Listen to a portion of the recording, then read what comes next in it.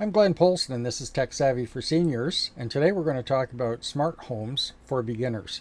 If you already have a smart home, this video might not be for you. However, we're going to do a second part that's going to look at different devices you can hook up to your smart home so that you can save some additional money. Whether it's with lighting or heating or any type of home controls, every dollar counts. So I'm going to introduce Al to you now. He's a new AI character I decided to introduce for a bit of fun and a bit of levity. Enjoy the video, and don't forget to hit like and subscribe if you like what you've seen. Let me know in the comment section below what else you'd like me to cover, and I'll be happy to look at that for future videos. Take care. Hi, my name is Al, and I was created by Glenn to deliver part of this video presentation. As an AI-generated guy, I can smooth out some spots that Glenn is practicing on. Just kidding. He wrote this script. Okay, let's get started. Is a smart home worth investing in as we get older? Well, how about looking at technology that will make our lives easier and save us money by allowing us to control our environment? Whether we're at home or away on a long and well-deserved holiday, let's have a look at what we can do to start making well-planned decisions on devices that will make our home easy to control, no matter where we are. Let's face it, we all want to save some money on the ever-increasing prices for utilities and home security. Have you ever gone to bed and thought, "Oh no, did I turn off the ceiling fans? Is the hall light on? I can't remember if I set the thermostat back to cooler." Well, these thoughts can really interrupt your sleep and are annoying, to say the least. It would be great if you could just make a verbal command or set up a routine so that you don't have to worry about losing sleep over it. We should look for things that would make our life a lot easier. So even if we can't fall asleep immediately at night, thinking about what we might have forgot to do, some people need to listen to the soft sounds of lapping waves to fall asleep, or soft music.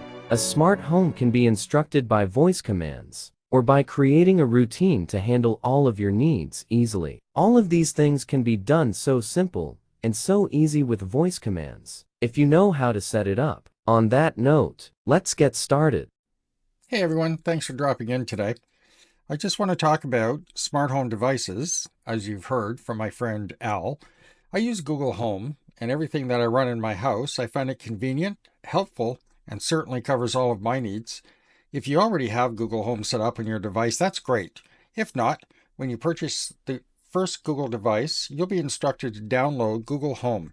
Whether you're on your iPad, your Mac, or your laptop, it doesn't matter. Even if you have a regular cell phone, Google Home needs to be resident on your device in order to use all of the features. I'm sharing my iPad today, so let's go ahead and open up Google Home so that you can have a look and see all of the benefits and features of having this program on your device. In terms of features that are easy to use, so here is the opening screen. You'll notice my picture's on top, and that's because I have a Google Home account, and also I have some notifications. There's a notification bell there. You'll notice I also have 3 cameras. I have 13 lighting items.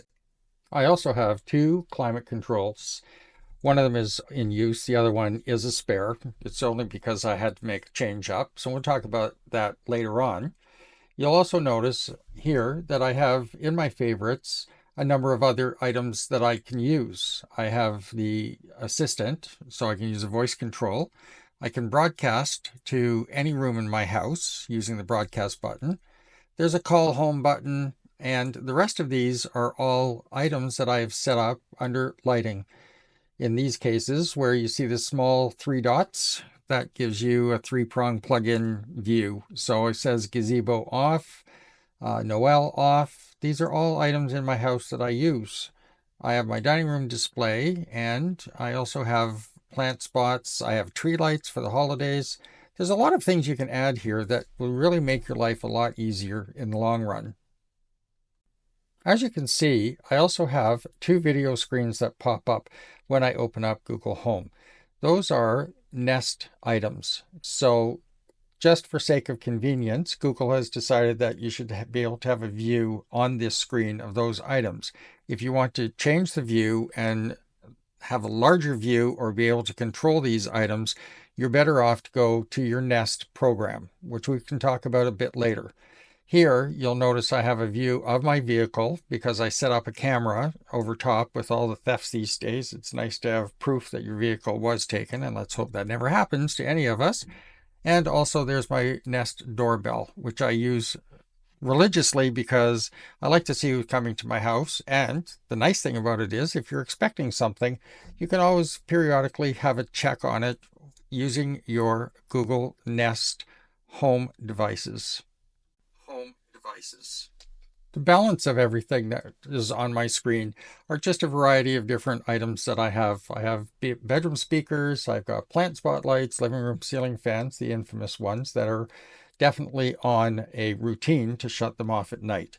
Railing lights, things like that are all holiday and seasonal things. So let's get started at looking at some of the other ways that you can control everything that you've now added to your Google Home. So let's talk about automations. Automations are what you're going to create in order to make your life very simple. That means any of the devices you've hooked up to your home can be altered by you just simply giving a straight up command. So for example, let's look at bedtime. I've got a number of devices attached. So when I say good night, or I'm going to bed, or whatever you want to say to turn these on or off, you can create actions. Here, when you add starter, you can change it and say anything you want to say at that point in time. So you can just say good night, or I'm going to bed. Don't forget and say hey, and then the other word running Google. Here, you'll notice that my kitchen lights turn off, my plant spots turn off. There's a variety of things that shut down anything that I don't want left on. And of course, the famous ceiling fans, they are also set to shut off at night. That same for holiday times. If you have special lighting outside, because I do have a lot of specialty lighting, I find it very convenient to use this as my catalyst to shut things down. And then I don't have to worry about it when I'm gone to bed. So you'll notice that there's a lot of different things you can do to personalize your routines. You can do a commuting home routine, commuting to work, a good morning routine, or an I'm home routine. When you're doing an I'm home routine, you can simply say that I'm home or I'm back. But in my case, I wanted to say something different. Because I work at home, I wanted to say it's dark. And that's exactly what I did. I added another saying so that I don't have to use I'm home or I'm back. I can just simply say it's dark, and then everything is going to turn on that I've asked it to turn on. For example, the kitchen, the plant spotlights, the dining room lights, one of my other fancy lights, they all turn on when I ask them to. This is a really cool feature because everything in your whole house can light up as you want it to light up, or you can ignore certain items or take certain items off seasonally. So for example, whether it's my holiday tree that I want lit up or it's holiday fixtures that I want lit up, at that time, I just plug everything in to the outlet that is marked accordingly. So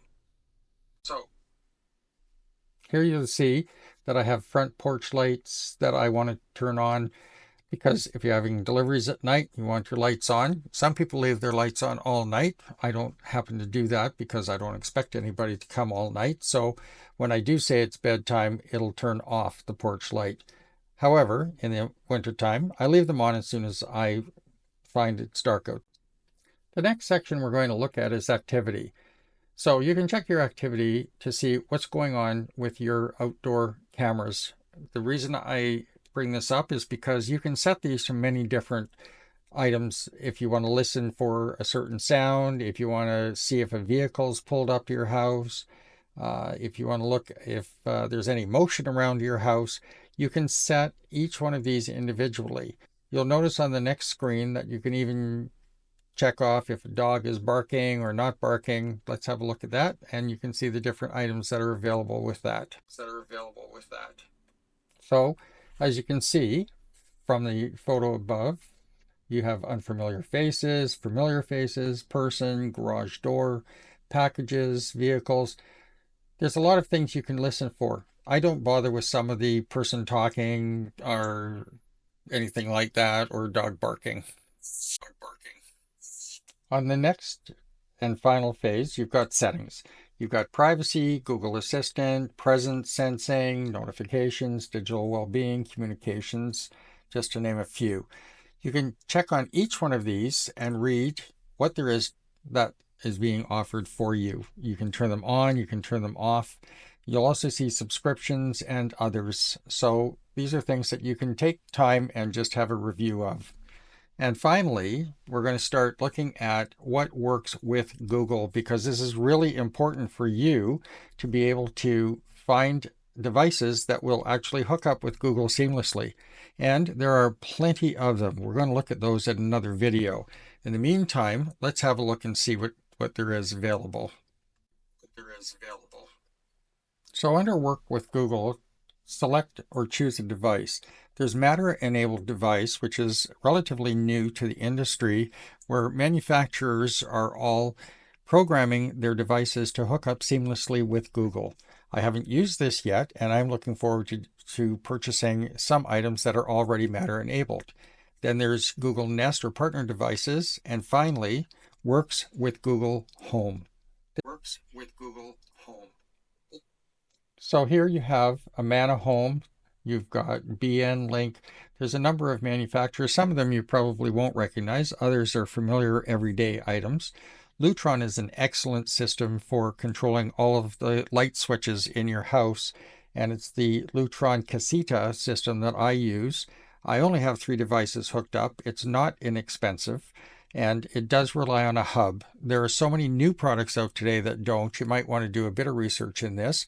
The other one that's interesting is Magic Home Wi-Fi.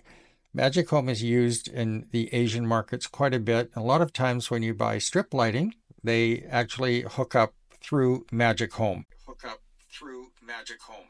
You can see from so many things that are listed here that there are an awful lot of companies, virtually hundreds of companies that you can use as you scroll through finding the one that suits you the best. So don't be shy. Go out, do some shopping. Find items that you think you would like to have in your home that would actually save you some money on your electrical bill or your heating bill or your hydro bill or even your water bill.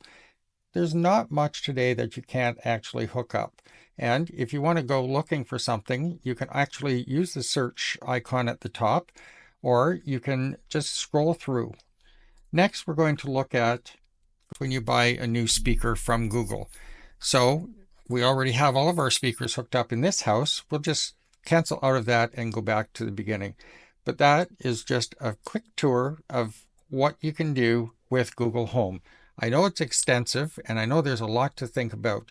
But if you just take your time, go through one item at a time, and become familiar, it's a fairly simple program. It will handle all of your needs and address all of your concerns fairly quickly. I hope you enjoyed the video. In part 2, we're going to look at different devices that you can purchase for your Google Home, made by Google. From there, we'll look at devices on the open market that you can also consider for your smart home. For now, this is Glenn Polson, Tech Savvy for Seniors. Have a great day, everyone.